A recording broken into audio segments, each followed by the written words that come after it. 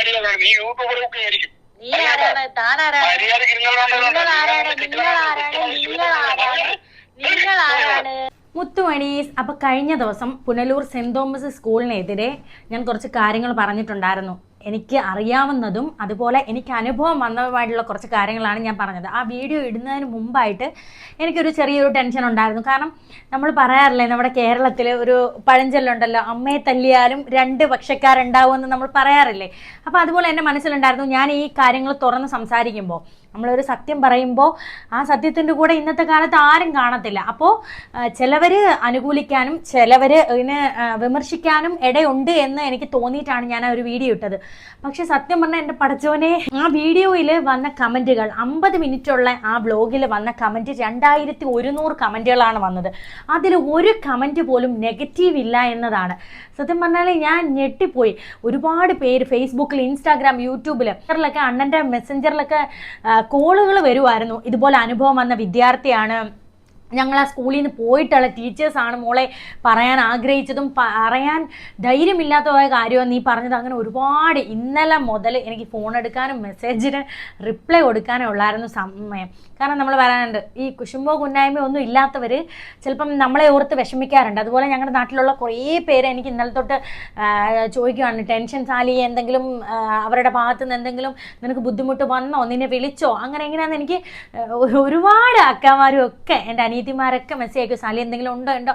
അവർക്ക് ടെൻഷൻ, എന്നെ ഇവർ എന്തെങ്കിലും ചെയ്യും, സത്യം പറയുന്നവനെ ഇപ്പോൾ കൊല്ലുന്നതും കൊള്ളയടിക്കുന്നതുമായ സമൂഹവും കാലഘട്ടവുമാണ് നടന്നുകൊണ്ടിരിക്കുന്നത്. അപ്പോൾ അവർക്കൊക്കെ ടെൻഷൻ, എന്നെ എന്തെങ്കിലും ചെയ്യുമോ എന്ന്. പക്ഷേ എനിക്ക് പേടിയൊന്നുമില്ലായിരുന്നു. കാരണം സത്യം പറഞ്ഞിട്ട് അങ്ങ് മരിക്കട്ടെ, ബാക്കിയെല്ലാം പടച്ചു നോക്കിക്കോളും എന്നുള്ളൊരു മൈൻഡ് വെച്ച ഒരു ധൈര്യത്തിലാണ് ഞാനത് സംസാരിച്ചതും.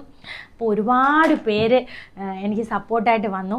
അപ്പോൾ എൻ്റെ ഈ പ്രിയപ്പെട്ടവരെല്ലാവരും ഇങ്ങനെ ആവലാതിയിൽ ഇരിക്കുമായിരുന്നു. അപ്പം ഇതുവരെയും എനിക്ക് പ്രശ്നമൊന്നുമില്ലായിരുന്നു. പക്ഷെ ഇപ്പോൾ അണ്ണനും മക്കളും, അണ്ണൻ്റെ അത്തായും അമ്മായും വാപ്പായും ഉമ്മായും ഇവിടെ ഉണ്ടായിരുന്നു. അപ്പോൾ അവരെ കൊണ്ടുവിടാൻ പോയപ്പോൾ എനിക്കൊരു കോൾ വന്നു. ഞാനത് റെക്കോർഡ് ചെയ്ത് വെച്ചിട്ടുണ്ട്, നിങ്ങളെ കേൾപ്പിക്കാം. ഹലോ, യൂട്യൂബിലൊക്കെ ഈ അപവാദങ്ങളൊക്കെ ഇടുന്ന ഒരു മര്യാദയുണ്ട്. ആൾക്കാർക്ക് ക്ഷമിക്കൊരു മര്യാദയുണ്ട്. നീ യൂട്യൂബറൊക്കെ ആയിരിക്കും. നീ ആരാണ്? താനാരാണ്?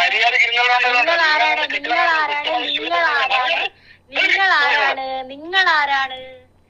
ഞാൻ അതിനകത്ത് എനിക്ക് പേടിയില്ലാത്ത രീതിയിൽ തന്നെയാണ് സംസാരിച്ചത്. അയാൾ പറഞ്ഞത് നിന്നെയും നിന്റെ ഭർത്താവിനെയും വെട്ടിക്കൊന്ന് കളയുന്നോ എന്തോ ആണ് അതിൽ പറഞ്ഞിട്ടുള്ളത്, കേട്ടോടി. എന്നിട്ട് ലാസ്റ്റ് ഒരു ചീത്തയും വിളിച്ചിട്ടുണ്ടായിരുന്നു.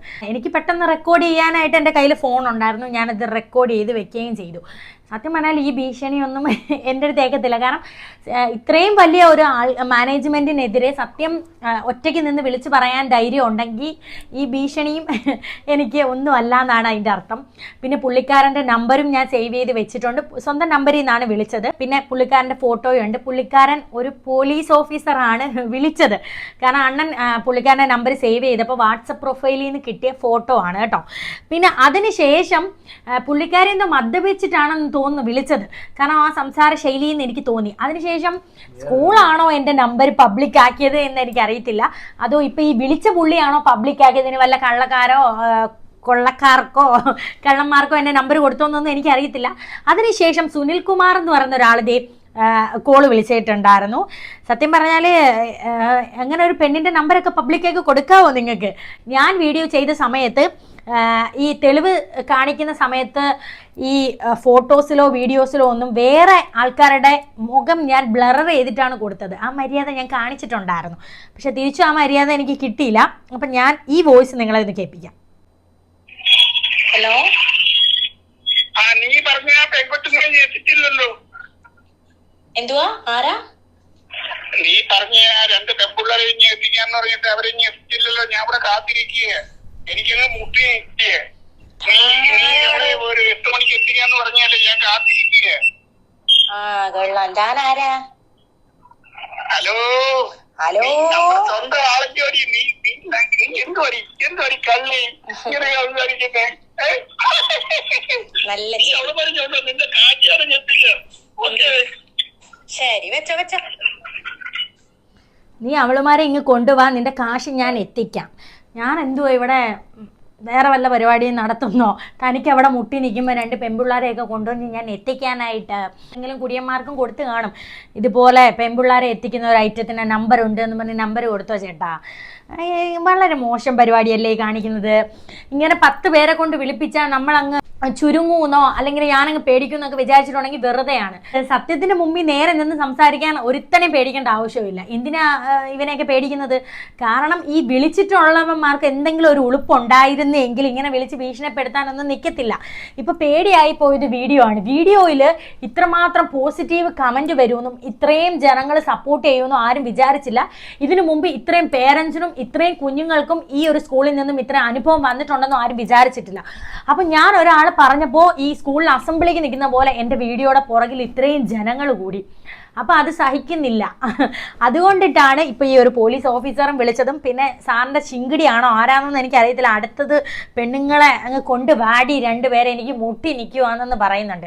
അപ്പം ചേട്ടനും എത്രയും പെട്ടെന്ന് ആ മുട്ടൽ അങ്ങ് മാറി കിട്ടട്ടെ എന്ന് ഞാൻ പ്രാർത്ഥിക്കുന്നുണ്ട് കേട്ടോ. ചേട്ടൻ്റെ മുട്ടൽ എത്രയും പെട്ടെന്ന് മാറും. അപ്പം ഞാൻ പ്രതീക്ഷിച്ച് തന്നെ ഇരിക്കുന്നത്. പക്ഷെ പ്രതീക്ഷ ഉണ്ട്, പക്ഷെ പേടിയില്ല എന്നുള്ളത് മനസ്സിലാക്കണം. പിന്നെ നമ്മുടെ യൂട്യൂബിലുള്ള ആയാലും ഇൻസ്റ്റയിലായാലും ഫേസ്ബുക്കിലായാലും എല്ലാവരും ചോദിക്കുന്നുണ്ട്, സാലി എന്തെങ്കിലും ഇതുണ്ടോ?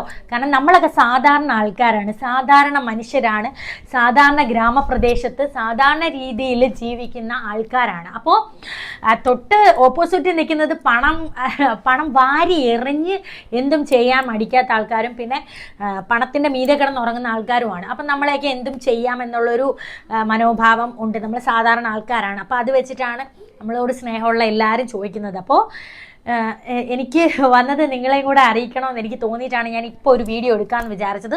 പിന്നെ നമ്മൾ ഫാമിലി ആയിട്ടൊക്കെ ആലോചിച്ചിട്ട് ബാക്കി കാര്യം എന്തോ വേണമെന്ന് നമ്മൾ ആലോചിക്കുന്നുണ്ട്. പിന്നെ സ്വന്തം സാധാരണ ഇങ്ങനെ എന്തെങ്കിലും ഗുഡ് ഐസോ അങ്ങനെയൊക്കെ എന്തെങ്കിലും കാണിക്കുന്ന ആൾക്കാരാണെങ്കിൽ അവരുടെ സ്വന്തം ഫോണിൽ നിന്ന് വിളിക്കാൻ ശ്രമിക്കത്തില്ല. മറ്റെന്തെങ്കിലും നമ്പറിൽ നിന്നോ അങ്ങനെയൊക്കെ വിളിക്കാൻ ധൈര്യപ്പെടും. ഇതിപ്പോൾ സ്വന്തം ഫോണിൽ നിന്നാണ്, സ്വന്തം നമ്പറിൽ നിന്ന് അവരുടെ വാട്സപ്പ് പ്രൊഫൈലിൽ നിന്ന് ഫോട്ടോ വരെ എടുക്കാൻ പറ്റുന്ന രീതിയിൽ അത്രയും ധൈര്യത്തോടെ വിളിക്കണമെങ്കിൽ എന്തായാലും നട്ടലിന്ന് വന്ന ഒരു ഇതൊന്നും ആയിരിക്കത്തില്ല. കാരണം അത് 2 അടിച്ചതിൻ്റെ ഒരു ധൈര്യമാണ്. ചേട്ടനെ സംസാരിച്ചെന്ന് നമുക്ക് മനസ്സിലാക്കാം. ആ അടിച്ചതിൻ്റെ ധൈര്യം ചേട്ടനുള്ളൂ. അത് ആ അടിച്ചതിൻ്റെ കെട്ടങ്ങ് പോകുമ്പോൾ ആ ധൈര്യം അങ്ങ് ചോർന്ന് പൊക്കോളും. പക്ഷെ ഞങ്ങൾക്കൊന്നും അങ്ങനെ ഉള്ള ധൈര്യമല്ല. ഞങ്ങൾക്ക് ജന്മന തെറ്റിനെതിരെ സംസാരിക്കാനും തൻ്റെ ഇടത്തോടു കൂടി ആരെയും പേടിക്കാതെ മുഖത്ത് നോക്കി പറയാനുമുള്ള ധൈര്യം പടച്ചോൻ തന്നിട്ടുണ്ട്. അതെന്താണെന്ന് വെച്ചാൽ കള്ളത്തരം കാണിക്കാത്തതുകൊണ്ടും കള്ളത്തരം ചെയ്യാത്തത് കൊണ്ടുമാണ് ആ ധൈര്യം ഉണ്ടായത്. അല്ലാതെ ഇങ്ങനെ മദ്യപിച്ചിട്ടുള്ള ധൈര്യമൊന്നുമല്ല ഞങ്ങൾക്ക് ഉണ്ടായിട്ടുള്ളത്. അതുകൊണ്ട് അങ്ങനെയും ഇങ്ങനെ ഉടായ്പ ഫോൺ വിളിയിലൂടെയും ഭീഷണിയിലൂടെയും പോകുന്ന ധൈര്യമൊന്നും അല്ല എനിക്കൊക്കെ ഉള്ളത്. അപ്പോൾ ഇനിയും വിളിക്കണമെങ്കിൽ വിളിച്ചോ. ഞങ്ങളിവിടെ റെക്കോർഡ് ചെയ്ത് വെച്ചിട്ട് ചേട്ടൻ്റെ ഫോട്ടോ ഞാൻ വേണമെങ്കിൽ ബ്ലർ ചെയ്യാതെ കൊടുക്കാമെന്നാണ് വിചാരിച്ചത്. എൻ്റെ ഫോൺ നമ്പർ കൊടുത്ത പോലെ എനിക്കും വേണമെങ്കിൽ ചെയ്യാം. കാരണം എന്നെപ്പോലെ നമ്മുടെ ഫാമിലിയെ പോലെ എത്രയോ ഓട്ടോ ചേട്ടന്മാർ, എത്രയോ കൂലിപ്പണി എടുക്കുന്ന ആൾക്കാർ, എത്രയോ എൻ്റെ അത്തച്ചിയെയും അനിയനെയും എൻ്റെ അണ്ണനെയും ഒക്കെ പോലെ എത്രയോ പ്രവാസികളായ ആണുങ്ങൾ വന്ന് പൊങ്കാല ഇട്ടിട്ട് പോകും നിങ്ങളുടെ നമ്പറിൽ. നിങ്ങളുടെ കഴപ്പമൊക്കെ ഇപ്പം തീർത്ത് തരും. കാരണം ഈ നമ്പറൊന്ന് ഞാൻ കൊടുത്താൽ മതി, തുരാന്ന് നിങ്ങളുടെ ആ ഒരു മുട്ടൽ മാറ്റാൻ വേണ്ടി അവർ വിളിച്ചോളും സാധാരണ ജനങ്ങൾ. പിന്നെ ഫോട്ടോ ഞാൻ കാണിക്കാത്തത് എൻ്റെ ഒരു മര്യാദയും. ഇതിനെതിരെ എനിക്കും എന്തെങ്കിലുമൊക്കെ വേണ്ടി. അപ്പം അതുകൊണ്ട് ചേട്ടൻ്റെ മുഖം ഞാൻ ബ്ലർ ചെയ്താണ് കാണിക്കുന്നത്. എന്തായാലും എത്രയോ ആൾക്കാർ കാണും. ഈ നമ്മൾ പറയാറില്ലേ, നല്ല പെണ്ണുങ്ങൾക്ക് അപമാനമായിട്ട് കുറച്ച് പെണ്ണുങ്ങൾ കാണും. അതുപോലെ നല്ല പോലീസ് ഓഫീസർക്ക് അപമാനമായിട്ട് ഇതുപോലുള്ള കുറേ ആൾക്കാർ കാണും. അപ്പോൾ എപ്പോഴും നല്ലതിന് എതിരെ കുറച്ച് കെട്ടവർ കാണും. ആ കെട്ടവരാണ് ഇവർ. അപ്പോൾ ബാക്കിയുള്ള പോലീസുകാർക്ക് കൂടെ അപമാനം ഉണ്ടാക്കി വെക്കാതെ എവിടെയെങ്കിലും പോയി മൂലയിലൊക്കെ ഇരിക്കാൻ നോക്ക് സാറേ. പുറകെ എന്തെങ്കിലുമൊക്കെ വരുവാണെങ്കിൽ അതും നിങ്ങളെ ഞാൻ അറിയിക്കാം കേട്ടോ. നമ്മൾ എന്തിനാ ഇവനെയൊക്കെ പേടിക്കുന്നത്? അതിൻ്റെ ആവശ്യമില്ല. നട്ടല് വളച്ച് നിന്ന് നേരെ സംസാരിച്ചാൽ പടച്ചോനുണ്ട്, മേളിൽ പടച്ചോനുണ്ട്, ദൈവം ഉണ്ടല്ലോ. കാരണം എന്തിനാണ് പേടിക്കുന്നത്? പണം ഇന്ന് വരും നാളെ പോവും. പക്ഷേ സത്യം ഒന്ന് നിലനിൽക്കുന്ന സാധനമാണ്. അപ്പം അതുകൊണ്ട് നമ്മൾ ആരെയും പേടിക്കേണ്ട ആവശ്യമേ ഇല്ല.